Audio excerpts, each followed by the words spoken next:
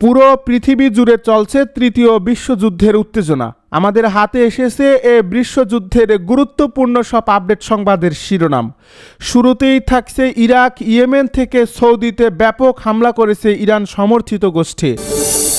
এবারে জানিয়ে দিব ইরানে প্রথমবারের মতো হামলা চালালো বাহরাইন ও কুয়েত। এদিকে সৌদি তেল স্থাপনায় হুতিদের ব্যাপক হামলা।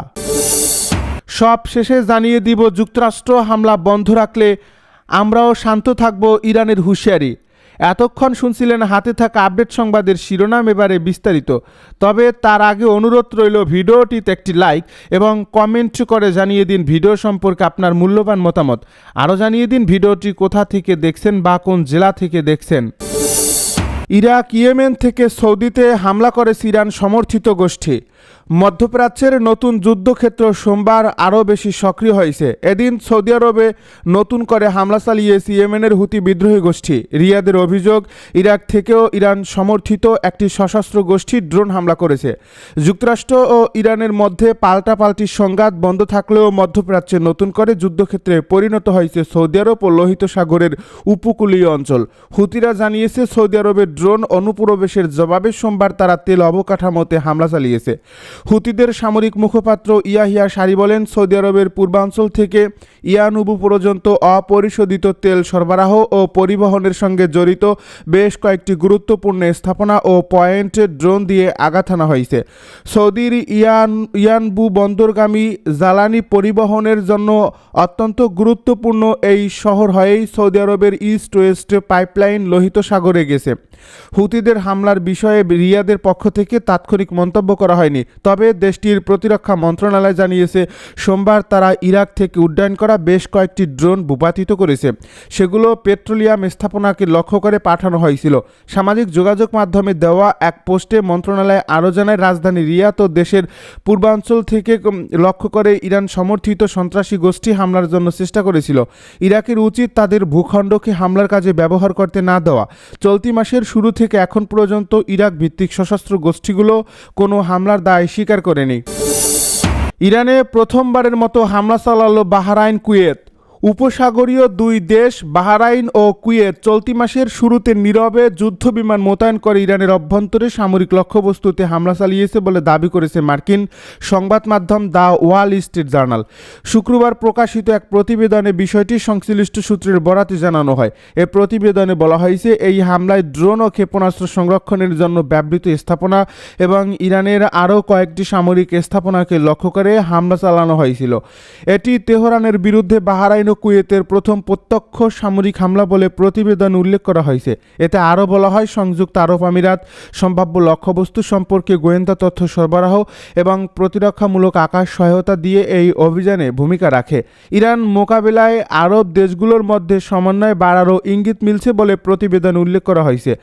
গত কয়েক সপ্তাহ ধরে ইরান তার পাল্টা হামলার বড় অংশ বাহরাইন ও কুয়েতকে লক্ষ্য করে পরিচালনা করেছে। দেশ দুটিতে যুক্তরাষ্ট্রের সামরিক ঘাঁটি রয়েছে। এ প্রতিবেদনে বলা হয়েছে, বাহরাইন ও কুয়েতের বিমানবাহী তুলনামূলকভাবে ছোট এবং যুক্তরাষ্ট্র ও ইউরোপের তৈরি যুদ্ধ বিমানের উপর নির্ভরশীল হলেও ইরানের হামলার জবাব না দিয়ে বসে থাকতে তারা রাজি ছিল না। গত 2 সপ্তাহে মধ্যপ্রাচ্যে উত্তেজনা আরও বেড়ে যায় যখন যুক্তরাষ্ট্রের প্রেসিডেন্ট ডোনাল্ড ট্রাম্প 8 জুলাই ঘোষণা করেন যে ইসলামাবাদ সমঝোতা স্মারক অনুযায়ী কার্যকর যুদ্ধবিরতি আর বহাল নেই। এরপর থেকে যুক্তরাষ্ট্র ও ইরানের মধ্যে পাল্টাপাল্টি হামলা চলছে। ওয়াশিংটন ইরানের অভ্যন্তরে বিভিন্ন স্থাপনায় হামলা চালিয়েছে বলে জানা গেছে। অন্যদিকে তেহরানের দাবি, তারা মধ্যপ্রাচ্যের বিভিন্ন দেশে অবস্থিত যুক্তরাষ্ট্রের সামরিক স্থাপনা ও সরঞ্জামকে লক্ষ্য করে হামলা চালিয়েছে। তবে বাহরাইন ও কুয়েতের কথিত হামলার বিষয়ে সংশ্লিষ্ট দেশগুলোর পক্ষ থেকে এখন পর্যন্ত কোনো আনুষ্ঠানিক মন্তব্য বা নিশ্চিতকরণ তথ্য পাওয়া যায়নি। সৌদি তেল স্থাপনায় হুতিদের ব্যাপক হামলা। যুক্তরাষ্ট্রের টানা হামলায় সাময়িক বিরতি এলেও মধ্যপ্রাচ্যে সংঘাত আরও বিস্তৃত হওয়ার আশঙ্কা দেখা দিয়েছে। ইয়েমেনের ইরান সমর্থিত হুতি বিদ্রোহীরা সৌদি আরবের লোহিত সাগর উপকূলের তেল স্থাপনায় হামলা চালিয়েছে।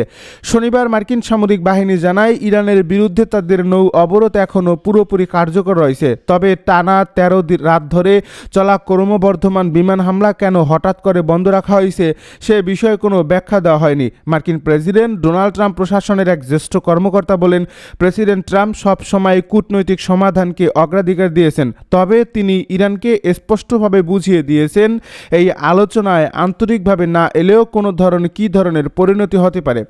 নিউ ইয়র্ক টাইমসের এক প্রতিবেদনে বলা হয়েছে, আপাতত ইরানের উপর হামলা আরও জোরদারের পরিকল্পনা থেকে সরে এসেছেন ট্রাম্প। প্রতিবেদনে আলোচনার সঙ্গে সংশ্লিষ্ট দুই ব্যক্তির বরাত দিয়ে বলা হয়, সংঘাত আরও বিস্তৃত হওয়া, যুক্তরাষ্ট্রের প্রতিরক্ষা সরঞ্জামের মজুদ কমে যাওয়া, পারস্য উপসাগরীয় মিত্রদের সঙ্গে সম্পর্কের অবনতি এবং জ্বালানি সরবরাহ ও বৈশ্বিক অর্থনীতিতে নেতিবাচক প্রভাবের আশঙ্কা থেকেই এই সিদ্ধান্ত নেওয়া হয়েছে।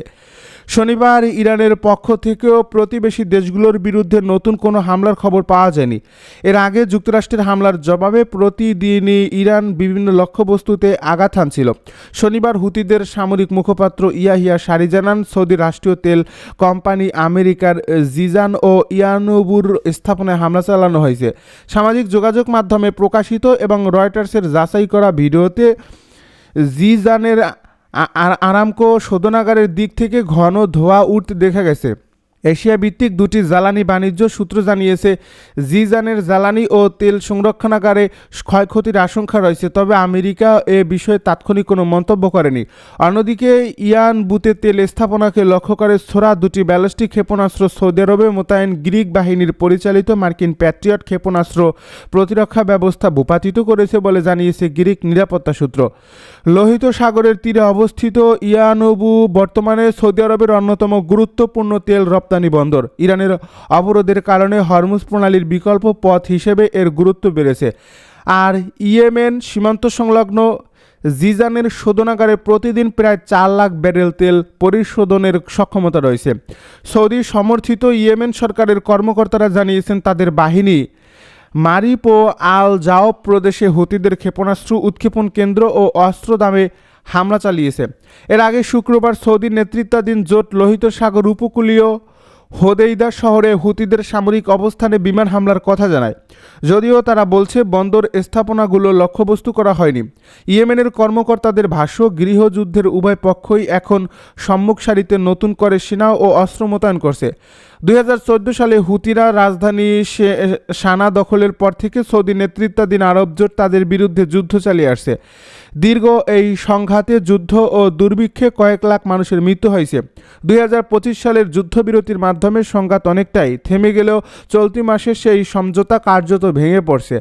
যুক্তরাষ্ট্র ও ইসরায়েলের সঙ্গে ইরানের চলমান সংঘাতের জেরে হুতিরা আবারও সক্রিয়ভাবে যুদ্ধে জড়িয়ে পড়ছে। গত কয়েক সপ্তাহে হুতিরা সৌদি আরবের বিরুদ্ধে নৌ অবরোধের ঘোষণা দেয়। হুতি নেতা আব্দুল মালিক আল হুতি হুঁশিয়ারি দিয়ে বলেন, সৌদি আরবের তেল স্থাপনাই এখন তাদের সম্ভাব্য লক্ষ্যবস্তু। বৃহস্পতিবার লোহিত সাগরে দুটি সৌদি তেলবাহী ট্যাঙ্কারেও হামলা চালানোর দাবি করে এই গোষ্ঠীটি। যুক্তরাষ্ট্র হামলা বন্ধ রাখলে আমরাও শান্ত থাকব, ইরানের হুঁশিয়ারি। যুক্তরাষ্ট্র যতদিন ইরানের সামরিক অভিযান বন্ধ রাখবে, ততদিন পর্যন্ত মধ্যপ্রাচ্যে মার্কিন ঘাঁটিগুলো লক্ষ্য করে পাল্টা হামলা করা হবে বলে বিরত থাকবে ইরানও। নাম প্রকাশ না করার শর্তে ব্রিটিশ বার্তা সংস্থা রয়টার্সকে এ তথ্য জানিয়েছেন ইরানের ক্ষমতাসীন ইসলামপন্থী সরকারের এক জ্যেষ্ঠ কর্মকর্তা।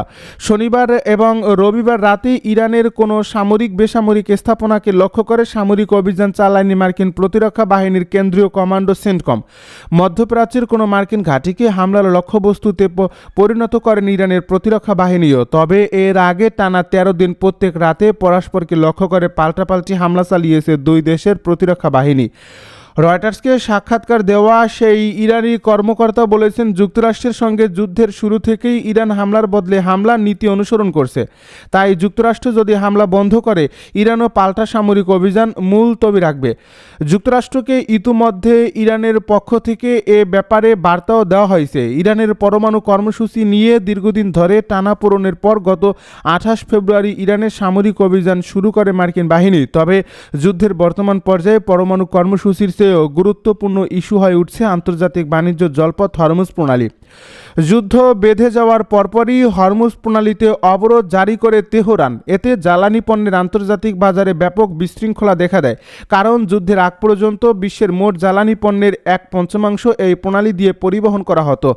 ইরানের শর্ত, যেহেতু হরমুজ প্রণালী ইরানের ভূখণ্ডের উপর দিয়ে গিয়েছে, তাই এখন থেকে অন্য কোনো দেশের বাণিজ্যিক জাহাজ পণ্য পরিবহনের জন্য এই প্রণালী ব্যবহার করলে তেহরানকে টোল দিতে হবে।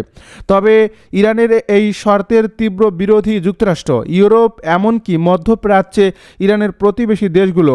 এই বিরোধিতার মধ্যেই 2 সপ্তাহ আগে হরমুজ প্রণালীতে চলাচলকারী 2টি ট্যাঙ্কার জাহাজে ড্রোন হামলা করে ইরানের প্রতিরক্ষা বাহিনীর অভিজাত শাখা Islamic revolutionary guard corps IRGC। ওই ঘটনার জের ধরেই টানা 13 দিনের হামলা পাল্টা হামলা চলে ইরান ও যুক্তরাষ্ট্রের মধ্যে।